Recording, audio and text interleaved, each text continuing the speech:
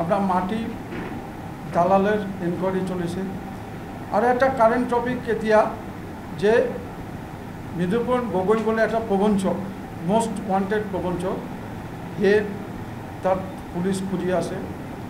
আর এতিয়া পাওয়ার সেক্টরে আপনি পালে যে ওএসডি দীপঙ্কর ডিঙানিয়া নিলম্বিত হল, অ্যারেস্ট হল, সিজিএম অ্যারেস্ট হল, আরও তাতে 10 জনমান মানুষ অ্যারেস্ট হল।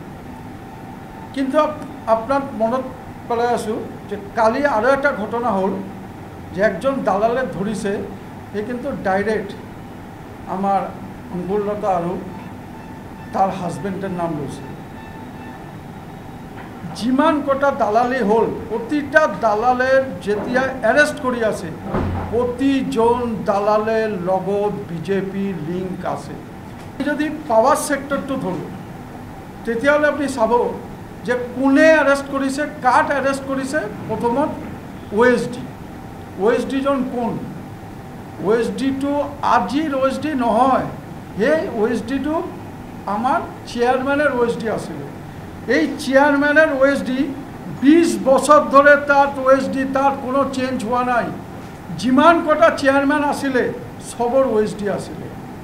ওএসডি যদি কিবা ভুল কাম করে, মই ধরিলো ভুল কাম করেছে, এ ঘুষ লৈছে, তার অ্যারেস্ট হয়েছে, তেতিয়া রাজহুয়া করো, তার বক্তব্য রাজহুয়া করো। কিহর কারণে তার বক্তব্য, হে কি পুলিশ কি স্টেটমেন্ট দিয়ে আছে, এই স্টেটমেন্টটো রাজহুয়া করো যে তার লগত কোন কোন মানুষ ইনভলভ হয়ে আছে। হে ওএসডি আসলে। তার যদি কোনোবা কেলেঙ্কারির কথা যেতিয়া আহিলে যে নিমোনিয়া আমার এমপ্লয়মেন্টের উপর কেলেঙ্কারি হল, মানে রাকেশ পাল যেটু কেলেঙ্কারি করেছে তার থেকেও ডাঙর কেলেঙ্কারি তাহলে এটু হল। আর এই কেলেঙ্কারি কেতিয়া হল? এই কেলেঙ্কারিটো 19-এর পৰা স্টার্ট হল। 19-এ কোনে মিনিস্ট্রি করেছে? ইয়াত মিনিস্ট্রি করেছিল বিজেপি সরকার। তেতিয়াহ'লে গোটেই ঘটনার আপনার বিজেপি সরকারের দায়ী হব লাগিব। এই যে প্রবঞ্চকজন বিদুপন শইকীয়া যে পলাই আছে মোস্ট ওয়ান্টেড, এই প্রবঞ্চকজন তার লগত কার কার ফটো আছে এটু চাক, এটু রাজহুয়া হল, টিভিত দেখা আছে। তার লগতে বিজেপি যিমান টপ লিডার, টপ মন্ত্রী, তার লগত তার ঘনিষ্ঠতা আছে।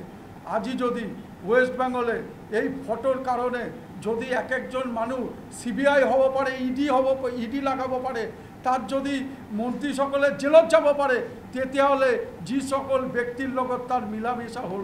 একজন প্রবঞ্চক যেতিয়া একজন মন্ত্রীর লগত ফটো উঠাব, তেতিয়া তো মানুষ বিশ্বাস কৰিব যে হয় তাৰ লগতে হাই প্ৰোফাইল লিঙ্ক আছে, এই ডাঙৰ মানুষ।